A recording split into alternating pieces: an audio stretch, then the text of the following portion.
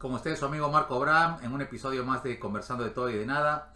Y esta vez me voy a ocupar de hablar de Francisco Pizarro, el conquistador del Imperio Incaico, hoy actual Perú y otras regiones.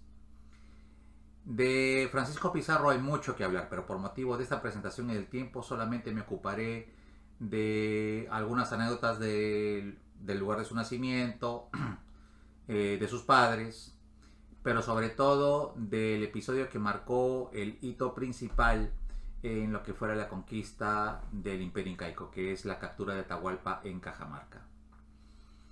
Sobre Francisco Pizarro se puede hablar muchísimo, pero como hemos dicho, por cuestiones de tiempo nos vamos a abocar solamente a estos tópicos. Él nace en Trujillo, Extremadura, aproximadamente en 1476.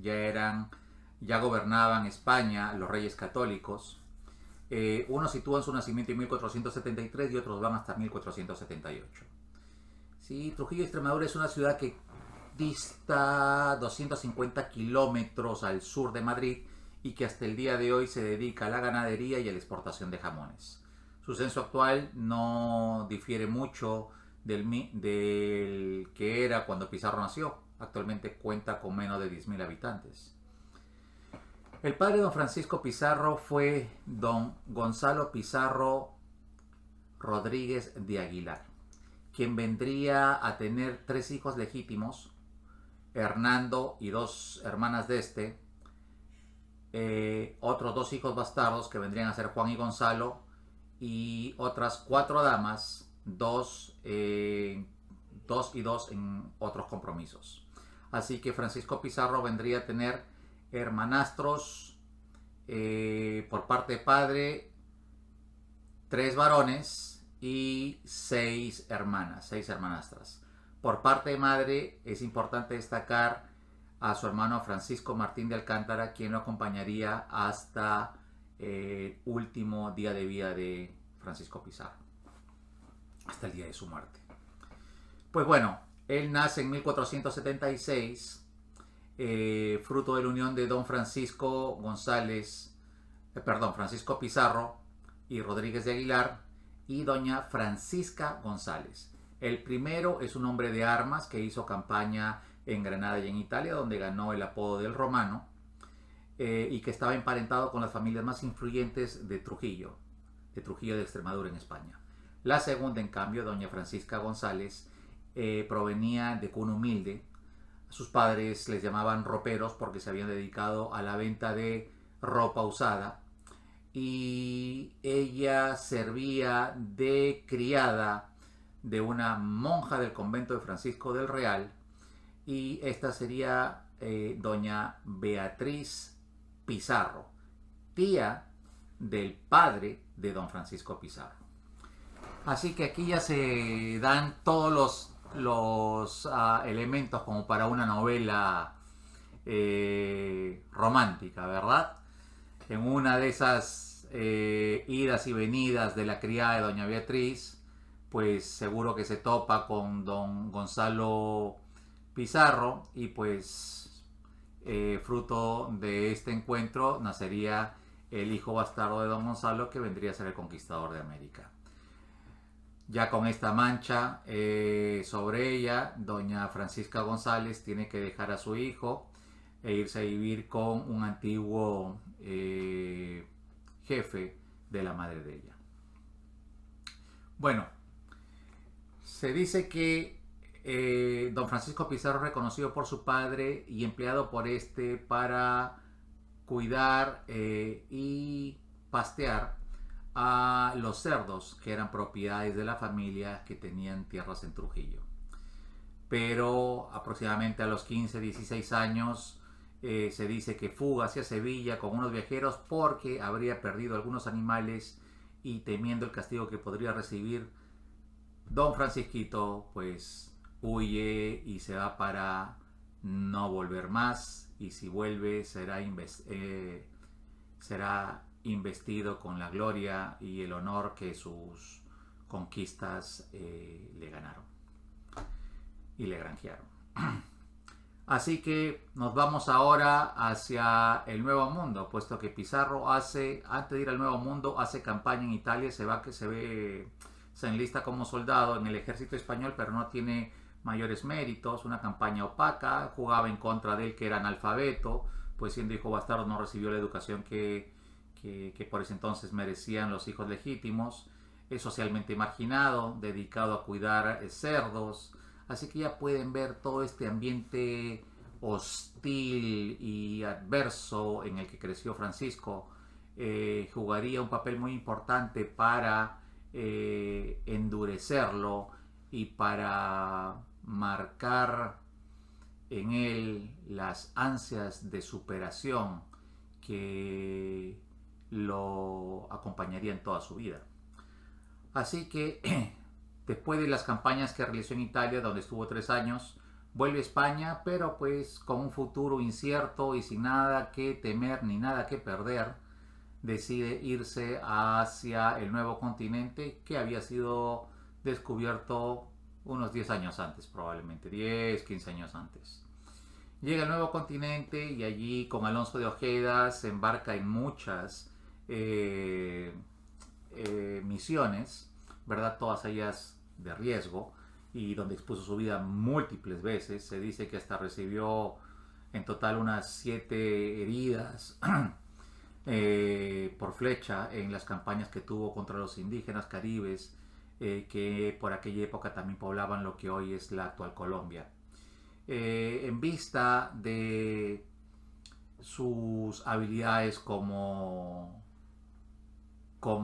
soldado y su don de mando, es que va a ser luego elegido alcalde de Panamá.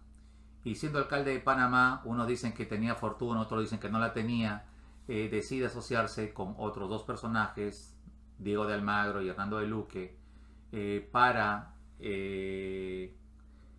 continuar con expediciones al sur, puesto que de oídas y en sus campañas contra los naturales de aquellas tierras caribeñas, se había enterado de un reino riquísimo allá por tierras del sur. Y su espíritu aventurero pues no pararía hasta hacerse con esta misión. Tendría Pizarro más o menos unos 30 y pico años cuando esto sucede. Vamos a poner que en 1524 es que él... No. 1524 es que hace su primera expedición, sí es cierto. Son 3 expediciones las que realiza el Perú. Y si nació en 1476, tendría pues, miren ustedes, tendría a 1524 48 años. Vaya. Ok. Ya 48 años ya es una edad decente para aquella época, ¿eh? Es una edad un poquito mayor de lo que vendría a ser una media por esa época. Ok, Pizarro pues en su tercera expedición es que llega hacia las costas de Tumbes y es ahí donde tiene encuentros bélicos con Indros Puñá y desarrolla la batalla de Puná, donde pues obviamente gana, venían con nueva tecnología. Y escucha de parte de estos indios que el Inca, que estaba celebrando su triunfo sobre Huáscar, su hermano, con el que disputaba el torneo incaico, dejado por Huayna Cápac, se encontraba en la ciudad de Cajamarca. Es así que manda a Hernando de Soto, uno de sus oficiales, le manda a reunirse con el Inca y hacerle una invitación formal para conocerse. El Inca, por supuesto, ya sabía de la presencia de los españoles y había comprobado efectivamente de que los españoles no eran dioses. Había una vieja profecía que decía que Huiracocha, que era un dios blanco y con barba, vendría por Tumbes y da la casualidad de que Francisco Pizarro fue por allí mismo que entró y era blanco y con barba. Temiendo esto el Inca pues envía espías, capturan a un español, lo torturan, lo matan y el Inca pues se da cuenta de que de Dios no tiene nada y que utilizará esto a su favor para demostrar a los súbditos quién era el verdadero hijo del dios Sol. Hay que tener en cuenta que cuando llegó Pizarro había bastante descontento social, el imperio estaba dividido y había mucho descontento de ciertos asentamientos humanos, cacicazgos y otras culturas que no estaban de acuerdo con la política incaica y de cómo ésta se llevaba a cabo en los pueblos de estas gentes. Así que Pizarro va a hacer algunas alianzas estratégicas. Vámonos entonces hasta el viernes 15 de noviembre de 1532, cuando Pizarro llega a la ciudad de Cajamarca y ubica en la plaza mayor de Cajamarca a sus hombres de manera estratégica. Él ya tenía como plan capturar al Inca, pero no tenía el plan de que la captura iba a ser una captura cruenta. Él pensaba invitarlo probablemente a conversar y una vez conversado lo hubiera tomado preso siguiendo el consejo de su primo lejano, porque fue primo lejano de Hernán Cortés, el conquistador de México. Y aquí un pequeño detalle: la gran diferencia entre Hernán Cortés y Francisco Pizarro era que Cortés era estudiado, era antiguo alumno de la Universidad de Salamanca, y pues don Francisco era analfabeto. Así que bueno, ¿qué sentirían los españoles, verdad? Ese viernes 15 de noviembre de 1532, la noche antes, cuando podían ver a lo lejos las fogatas de los campamentos del ejército del Inca, que se cuenta fueron aproximadamente 30.000 hombres de los que estaba acompañado Atahualpa, y que se escuchaban los tambores y los gritos, los silbidos, los cantos que estos proferían.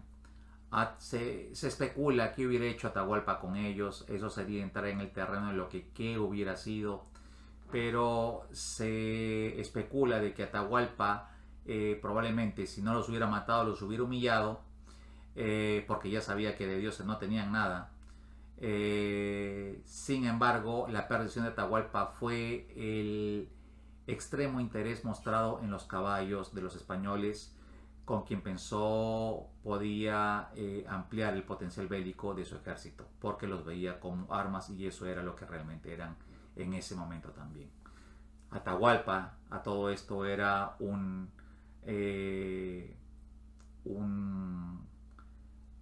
gran diplomático, por decirlo así, y estratega. Y Francisco Pizarro era un gran guerrero. Aquí hay opiniones divididas, porque se dice que Pizarro era un gran guerrero, pero en las Indias del Nuevo Mundo, más no hubiera sido un gran guerrero en Europa y aquellos conflictos que por aquella época el reino español afrontaba. Sin embargo, pues es lo que es, la historia es lo que presenta, y Francisco Pizarro fue el conquistador que fue en base al mérito propio. Así que bueno, el Inca al día siguiente llega hacia sábado 16 de noviembre de 1532, llega hacia la plaza principal, presidido de indios que iban limpiando el camino por el cual iba a transitar la litera del Inca, que estaba siendo cargada por indios lucanas. Y el séquito del Inca estaba compuesto no de 30.000 hombres, pero sí de 7.000, que fueron con él hasta la Plaza Mayor. Ya cuando entra a la Plaza Mayor, vestido él con sus mejores galas y ornamentado con piedras preciosas y oro, el padre dominico Vicente Valverde, acompañado de Felipillo, se para frente a él y le recita la proclama real, en la cual se le ordena al Inca someterse como súbdito a Carlos V o Carlos I de España, pagar tributo, dejar anexar las tierras al reino español y convertirse a la fe católica. Esto lo traduce así Felipillo, y cuando el Inca pregunta quién dice eso, el padre acerca un libro que sería de oraciones, porque las Biblias en esa época eran pesadísimas y eran enormes Biblias, eran los famosos incunables. Así que entiendo yo que habrá acercado un libro con algunas hojas y el Inca, al ponérselo al oído, pues, y escuchando nada, tira este libro al suelo. Y es aquí cuando el padre corre despavorido gritando Santiago, que era, digámoslo así, la palabra clave eh, para salir al conflicto, ¿verdad? Y atacar. Y eso es lo que hacen. Así que al grito de Santiago salen Hernando de Soto, Francisco Pizarro y sus demás capitanes y cargan, sobre todo Francisco Pizarro carga de frente contra el Inca, llegando, se dice que un caballo pararse en la litera del Inca, haciendo perder el equilibrio, siendo agarrado de los cabellos. Alguien trata de herir al Inca con una lanza, es allí cuando Francisco Pizarro se interpone y es herido para evitar que el Inca sufriera algún daño físico. El Inca es capturado y en este encuentro, donde el factor principal fue el factor sorpresa, mueren 2000 indios. ¿Y por qué digo el factor sorpresa? Pues porque, como bien lo dice José Antonio del Busto, ustedes imaginan el Inca llegando confiado en que solamente esto iba a ser un trámite donde los iba a agarrar a estos 168 españoles, que era el ejército español, versus los 7000 que en ese momento estaban acompañando al Inca. El Inca pensó que esto se acababa en un abrir y cerrar de ojos. De esos 168 españoles, 102 estaban a pie y 66 a caballo. Además, acompañaban a Pizarro 3 arcabuces y 2 falconetes, que son como una especie de cañones. Pues nada de esto sucedió. El Inca pues perdió aquí. Lo agarraron preso, lo sometieron, lo hicieron prisionero. Y la explicación es, pero ¿por qué no reaccionaron los incas? Y aquí otra vez me refiero a su máximo biógrafo. Él cuenta que los indios lucanas, que eran los que portaban la litera del Inca, no defendían al Inca porque no atinaban a hacer absolutamente nada más que cargar la litera. Para ellos era un honor y un privilegio morir en ese acto. Es decir, llegaban los españoles cargando con los caballos y a sable puro, mataban a uno que estaba cargando la litera y enseguida venía otro y agarraba esa posición. No se defendieron en nada, mostraban un estoicismo nunca antes visto, creo, en ninguna otra parte de la historia. Así que, pues ya agarrado el Inca, el resto es historia, como todo lo que aquí se está relatando. Y emplearemos este espacio para hablar en otro momento acerca del pago al rescate, el cuarto del rescate y otras anécdotas más que rodean tanto la vida de don Francisco Pizarro y de Atahualpa. Sus famosas jugadas de ajedrez, su amistad, las conversaciones que entre ellos tenían, la muerte y el juicio de Atahualpa. No quiero terminar esta exposición sin antes mencionar de que Francisco Pizarro genera mucha controversia en Perú. Unos están completamente en contra, otros se mantienen neutros, los que más en contra y solo unos pocos a favor. Yo soy de aquellos que cree de que con Pizarro o sin Pizarro el destino del imperio incaico era el mismo. Ya veníamos divididos socialmente, había mucho descontento.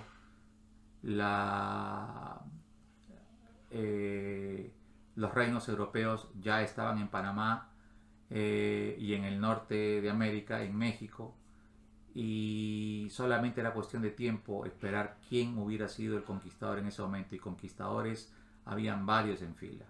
Así que mal que bien nos conquistó un hombre que tuvo todo lo adverso en su infancia y sin embargo pudo reponerse a ello y marcar su nombre a fuego y sangre en la historia de el Perú y del mundo. Ha sido pues todo con ustedes, espero que dejen sus comentarios y cualquier cosa, pues siempre a sus órdenes. Marco Brand con ustedes. Bye.